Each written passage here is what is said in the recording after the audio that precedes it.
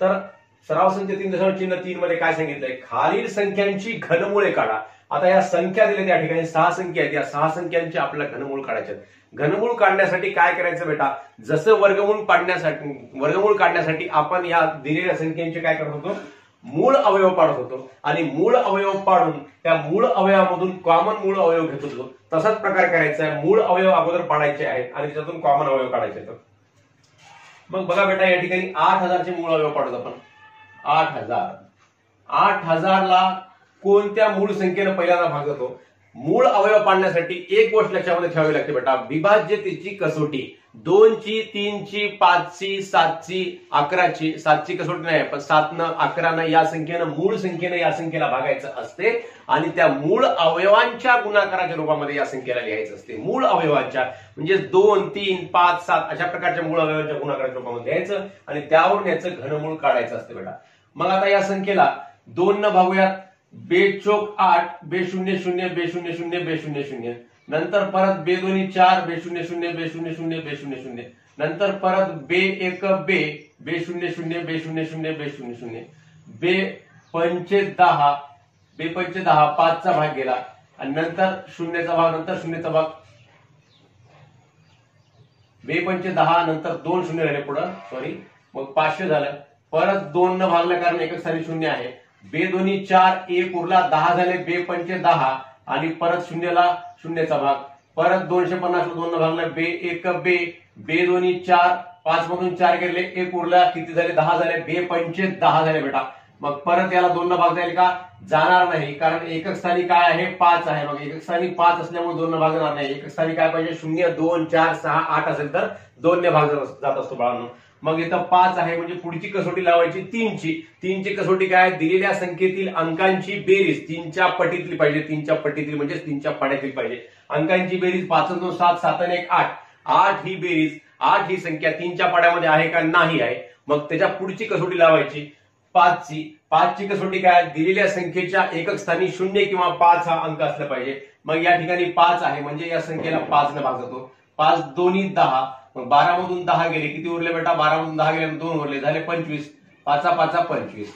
मग 25 ला परत 5 न भाग जातो. 5 1 5 आणि शेवटी 5 1 5. मग 8000 या संख्येला आपण या मूळ अवयवांच्या गुणाकाराच्या रूपामध्ये लिहू शकतो बेटा. 1 2 3 4 5 6 आणि हे 5 चा गुणाकार 3 वेळेस, 2 चा गुणाकार 6 वेळेस. 1 2 3 4 5 6 आणि 5 चा गुणाकार किती वेळेस, 3 वेळेस. 1 2 3. तर 8000 बरोबर, म्हणून 8000 बरोबर आहे या 3 2 पैकी एक घ्यायचा, या 3 2 पैकी एक घ्यायचा आणि या 3 5 पैकी एक घ्यायचा. या तिघांचा घात आहे म्हणजे तिघांचा किती वेळेस गुणाकार आहे, 3 3 वेळेस गुणाकार आहे. 2 चा 3 वेळेस, 2 चा 3 वेळेस, 2 चा 5 चा 3 वेळेस. मग म्हणून घनमुळामध्ये 8000, घनमुळात 8000 बरोबर आहे. आता याचं घनमूळ घ्यायचं म्हणजेच याचं घनमूळ काय होते, या प्रत्येक संख्येचं बे2 4, 4 5 20 म्हणजे या 20 चा घन आहे. म्हणजेच याचं घनमूळ म्हणजे 20 चा घनचं घनमूळ काय होते, 20च होते बेटा. म्हणजे 20 चा घन आणि याचं घनमूळ म्हणजे घन काय होते, कटते या ठिकाणी. म्हणजेच घनमुळामध्ये 8000 बरोबर काय येते बेटा, 20 येते. मग दुसरी संख्या आहे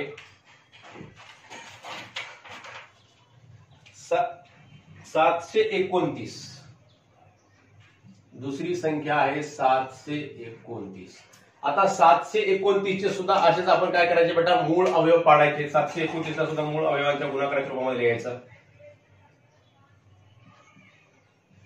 आता 729 या संख्येमध्ये एकक स्थानी 0 2 4 6 8 आहे का, नाही आहे. म्हणजे इथे काय आहे, एकक स्थानी 9 आहे.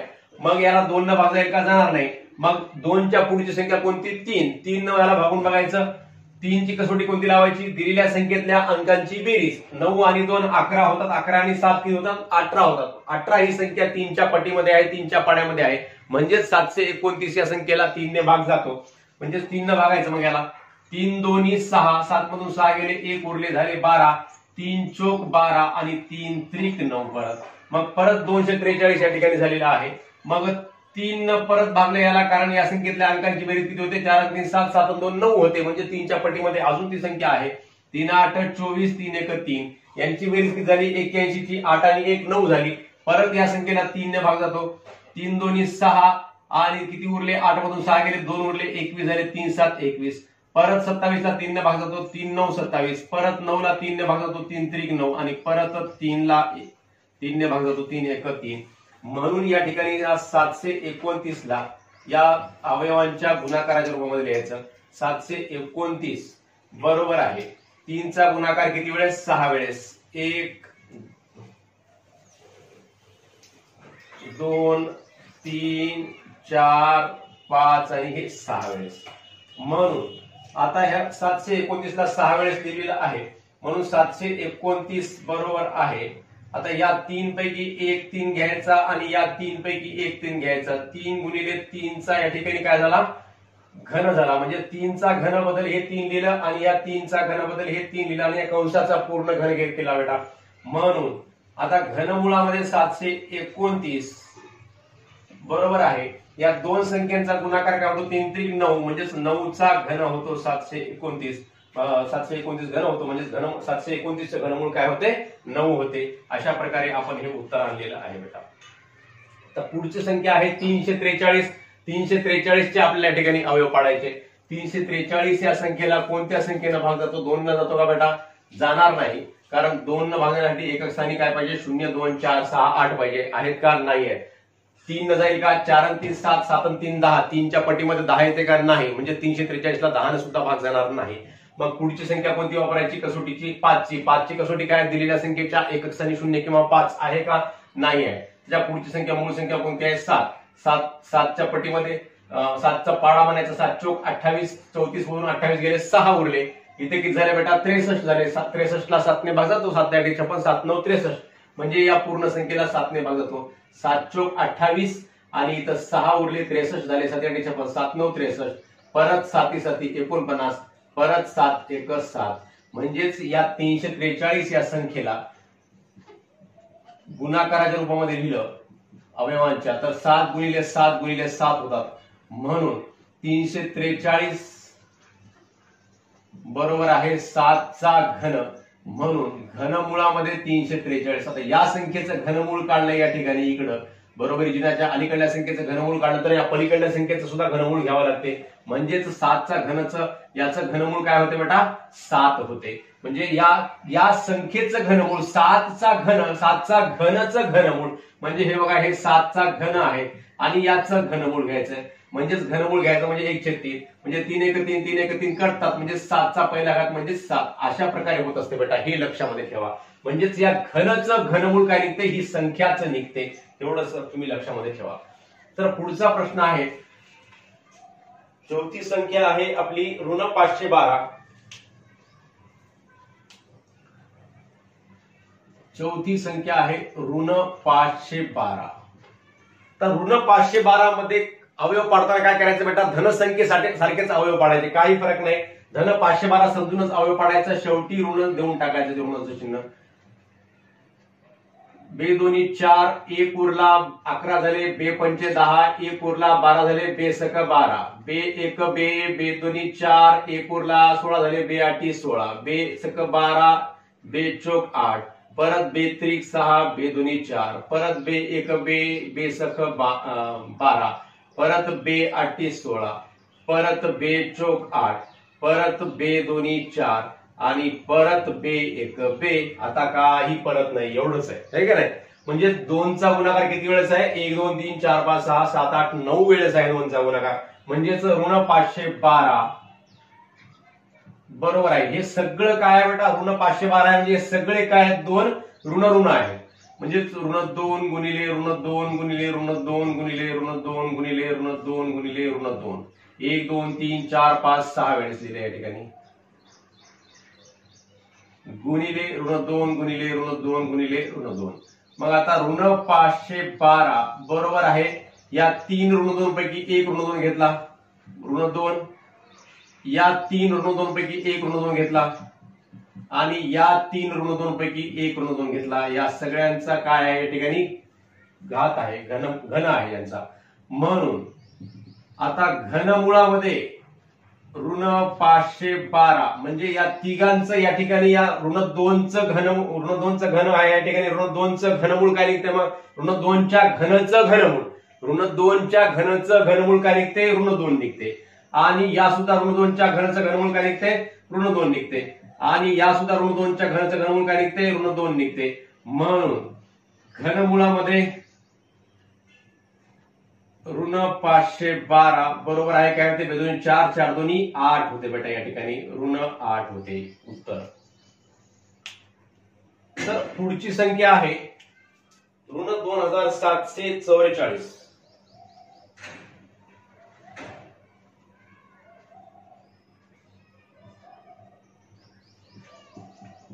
ऋण 2744. आता ऋण 2744 चे आपण या ठिकाणी अवयव पाडूयात.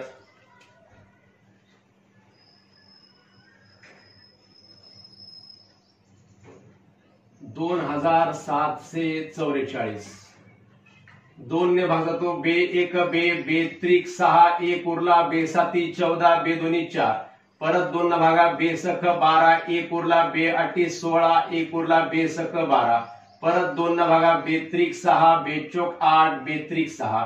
आता 2 न जाणार नाही, 3 न जाणार नाही, 5 न जाणार नाही, तर कशामध्ये 7 न जाईल, कारण ही 343 संख्या इथं आलेली आहे. म्हणजे 7 गुणिले 7 गुणिले 7 जशाला तसं लिहून टाकून द्या. 7 न भागलं किती आलं, 49 आलं. परत 7 न भागलं किती आलं, 7 आलं. आणि शेवटी 7 न भागलं तर 1 आलं. म्हणजेच ऋण 2744 चे अवयव काय पडले बेटा, ऋण 2744 बरोबर आहे. हे सगळं काय आहे, ऋण 2 गुणिले ऋण 2 गुणिले ऋण 2 गुणिले ऋण 7 गुणिले ऋण 7 गुणिले ऋण 7.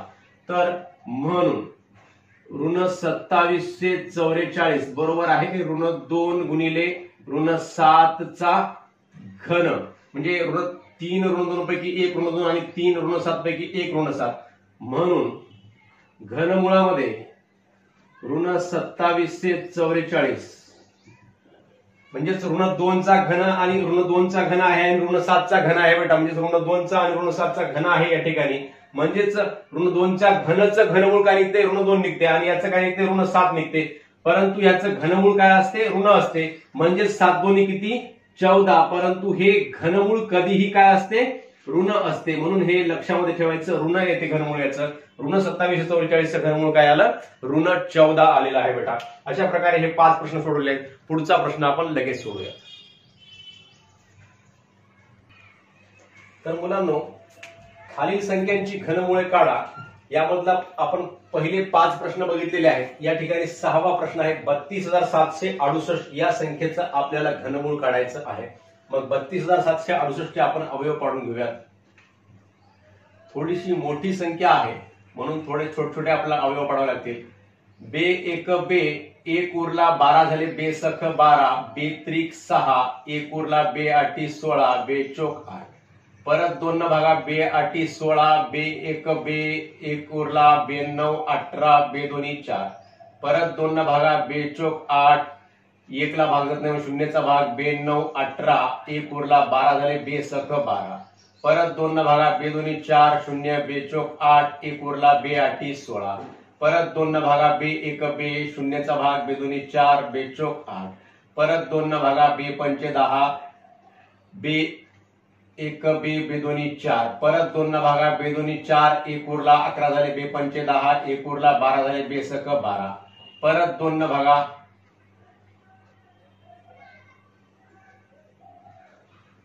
बे 1 बे, बे 2 4, 1 उरला, 16 झाले, बे 8 16. परत 2 न भागा, बे सख 12, बे चोक 8. परत 2 न भागा, बे त्रिक 6, बे 2 4. परत 2 न भागा, बे 1 बे, 1 उरला, बे सख 12. परत 2 न भागा, बे 8 16. परत 2 न भागा, बे चोक 8. परत 2 न भागा, बे 2 4 आणि परत 2 न भागा, शेवटी बे 1 बे. तर बेटा हे अशा प्रकारे आलेलं आहे. आम्ही तुमच्या एवढे असताना इयत्ता 8वी 9वी 7वी मध्ये असताना 2 ला 2 न गुणल्याने किती येतात, बे 2 4. 4 ला 2 न गुणल्याने किती येतात, 4 2 8, 8 2 16, 16 2 32, 32 2 64, 64 2 128, 128 2 256, 256 2 512, 512 2 1024, 1024 2 2048. अशा प्रकारे एकमेकांना विचारत होतो. त्याच प्रकारचं गणित या ठिकाणी आलेलं आहे. आम्ही 1024, 2048, 4096 इथपर्यंत जात होतो. पुढे काही कोणी कोणाला विचारत नव्हतं, परंतु तुम्हाला 32,768 पर्यंत या ठिकाणी इथं विचारलेलं आहे. तर हे अशा प्रकारे एकमेकांना विचारताना खूप मजा येते. अशा प्रकारे याचे म्हणजे 2 ला 2 न गुणल्यानं किती, पुन्हा आलेल्या 4 ला पुन्हा 2 न गुणल्यानं किती, 4 पुन्हा 8 ला 2 न गुणल्यानं किती, अशा प्रकारे प्रश्न आपण एकमेकाला विचारू शकता आणि अशा प्रकारची आपली सीडी आपण स्वतः सुद्धा तयार करू शकता मुलांनो. तर ही संख्या 32,768 ही संख्या जी आहे, या संख्येला आपण या 2च्या गुणाकाराच्या रूपामध्ये आपण या ठिकाणी लिहूयात. 32,768. 1 2 3 4 5 6 7 8 9 10 11 12 13 14 15 वेळेस 2चा गुणाकार आहे. 1 2 3 4 5 6 7 8 9 या ओळीमध्ये 9 लिहिले आणि इकडे 6 लिहून टाकू. 1 2 3 4 5 6. आता काय करू आपण, 32,768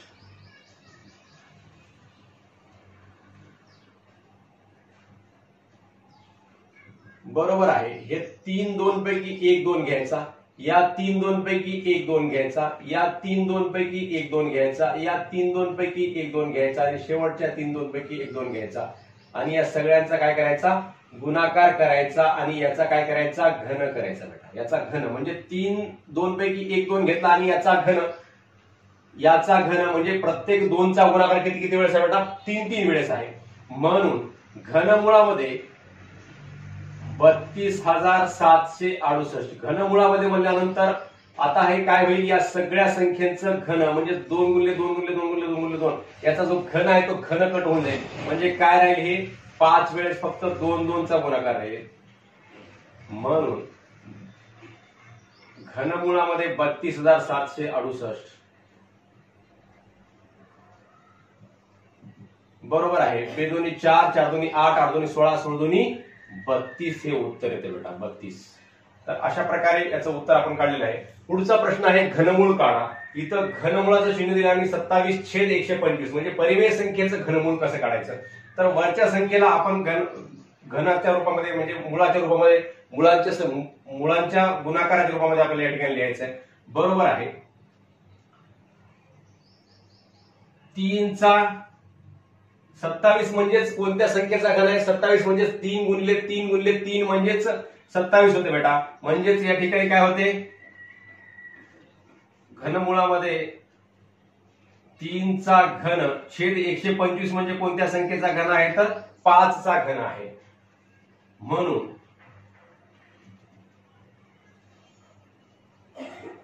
घनमुळामध्ये 3चा घन छेद 5चा घन. आता याचं बरोबर काय होते, घनमुळामध्ये 3चा घन म्हणजेच काय होते, हे 3 होते बेटा. घनमूळ म्हणजे घनाचं घातांकित संख्येचं घनमूळ 3चा घन आहे. समजा यालाच आपल्याला कसं लिहिता येते, 3चा घन आणि या घातांकित संख्येचं पुन्हा तिसरं मूळ असंही म्हणतात, 3च्या घनचं घनमूळ असंही म्हणता येते. म्हणजेच हे 3 3 कटते आणि काय राहते, शेवटी 3 शिल्लक राहते. तशाच प्रकारे इथं 5च्या घनचं घनमूळ काय होते, मग आता 5 होते. म्हणजे 3/5 हे याचं उत्तर येते बेटा.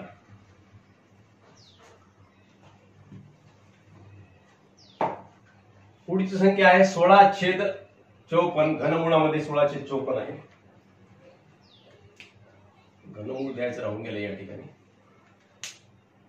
मग 16/54, 16 आणि 54, 16 ही संख्या कोणत्याही संख्येची घनमूळ संख्या नाही आहे, घनसंख्या नाही आहे. मग कोणत्याही संख्येची घनसंख्या नसेल तर गेला काय करता येते आपल्याला, 16 आणि 54 ही संख्या सुद्धा कोणत्याही संख्येची घनसंख्या नाही आहे. म्हणजेच या संख्येचं घनमूळ आपल्याला पूर्णांकामध्ये निघणार नाही. मग आपल्याला काय करावं लागतं, याला 16 आणि 54 दोन्ही संख्येला 2 न आपल्याला भागता येते. मग 2 न भागल्याने काय होते बेटा, बघा बरं. घनमुळामध्ये 16/54 भागिले 2 भागिले 2 दोन्ही संख्येला आपण 2 न भागलं. मग काय आलं याचं उत्तर, बरोबर आहे. घनमुळामध्ये 16 2 भागले किती येते बेटा, 8 येते. 2 8 16 आणि खाली 2 2 4 1 उरला, 2 7 14 म्हणजेच काय आलं, घनमुळामध्ये 8/27. घनमुळामध्ये 8/27 बरोबर आहे. 8 ही संख्या कोणत्या संख्येचं घन आहे, कोणत्या संख्येचा घन आहे, तर 2चा घन आहे. म्हणजेच हे 2चा घन म्हणून लिहू शकतो आणि 27 ही काय आहे 3चा घन आहे म्हणजेच हे काय आहे घनमुळामध्ये 2चा घन छेद 3चा घन म्हणून घनमुळामध्ये 8/27 बरोबर आहे 2चा घन म्हणजेच काय होते बेटा 2च्या घनचं घनमूळ 2च्या घनचं घनमूळ जसं तुम्हाला आता सांगितलं 2च्या घनचं घनमूळ बरोबर आहे काय होते 3 3 कटते 2चा पहिला घात म्हणजेच 2 होते बेटा हे अशा प्रकारे लक्षामध्ये ठेवा म्हणजेच या ठिकाणी 8चं घनमूळ काय निघते 2 निघते आणि 27चं घनमूळ काय निघते तर 3 निघते बेटा म्हणजे 2/3 उत्तर येते। पुढचा प्रश्न आहे जर घनमुळामध्ये 729 बरोबर आहे 9 तर घनमुळामध्ये 0.000729 प्रश्नच लिहायचा होऊन गेला। आता हा प्रश्न आपल्याला या ठिकाणी सोडवायचा आहे जर घनमुळामध्ये 729 बरोबर 9 आहे बेटा म्हणजेच या संख्येला आपल्याला कसं लिहिता येते बघा बरं बेटा घनमुळामध्ये 0.000729 ही संख्या आहे मग या संख्येला आपल्याला कसं लिहिता येते बघा बेटा ही संख्या 729 लिहून टाकूयात म्हणजे 1 2 3 4 5 6 उजवीकडून मोजल्यानंतर 6 अंकानंतर काय आहे 6 स्थळानंतर दशांश चिन्ह आहे म्हणजे या 729 ला खाली 1 घ्यायचं आणि याच्या पुढचे किती स्थळ आहेत बेटा हे 1 2 3 4 5 6 त्या 1 च्या पुढे 6 शून्य द्यायचे बेटा 1 2 3 4 5 6 यालाच आपल्याला अशा प्रकारे लिहिता येते या संख्येला असं लिहिता येते म्हणजे संख्येची किंमत बदलली नाही फक्त याचं स्वरूप लिहिण्याचं आपण बदललेलं आहे काय केलेलं आहे घनमुळामध्ये 729 छेद एकक दशक शतक हजार दस हजार लक्ष दस लक्ष म्हणजे 10 लक्ष म्हणजे 1 च्या पुढे एवढे शून्य दिले की केवढे शून्य दिले म्हणजे दशांश स्थळाच्या पुढे जेवढे स्थान आहेत तेवढे शून्य आपण या 1 च्या पुढे दिले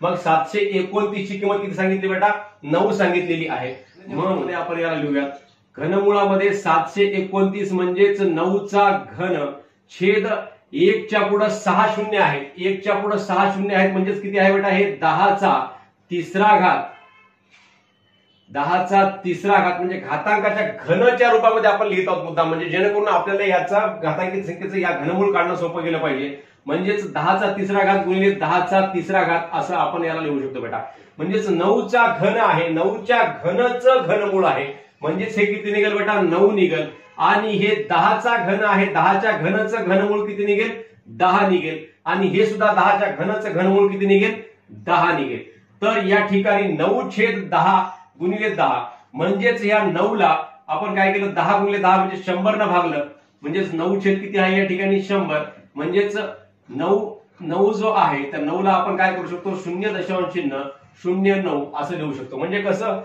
100 न भागल्यानंतर 10 न भागलं तर दशांश स्थळ काय होते इथलं दशांश स्थळ 1 स्थळानं पुढे सरकते आणि 100 न भागल्याने काय होते दशांश स्थळ 2 स्थळ डावीकडे सरकते म्हणजे 9 ला आपण 100 न भागल्यानंतर कसं होते बघा बेटा 9 ला 100 न भागल्यानंतर आता दशांश चिन्ह कुठे आहे इथं आहे मग 10 न भागलं असतं तर 0.09 झालं असतं आणि 100 न भागल्यामुळं 0.009 म्हणजे हे जे 2 शून्य आहेत या 2 स्थळानं दशांश चिन्ह कोणीकडे सरकते असा डावीकडे सरकते म्हणजे इथं एका स्थळाने येते आणि दुसऱ्या स्थळाने कुठे येते 0.09 असं होते म्हणजे आपण अशा प्रकारे याचं उत्तर 0.009 असं काढलेलं आहे थोडक्यामध्ये तुम्हाला असं पूर्ण हे करण्याची सुद्धा आवश्यकता नाही थोडक्यामध्ये एक गोष्ट लक्षात ठेवायची आता 729 चं घनमूळ 9 आहे मग या घनमुळामध्ये 0.0000 3 वेळेस आहे आणि पुढे 729 म्हणजे एकूण या दशांश चिन्हाच्या पुढे किती स्थळ आहेत बेटा 6 स्थळ आहेत मग दशांश चिन्हाच्या पुढे 3 स्थळ असतील तर उत्तरामध्ये या 9च्या अगोदर काय येते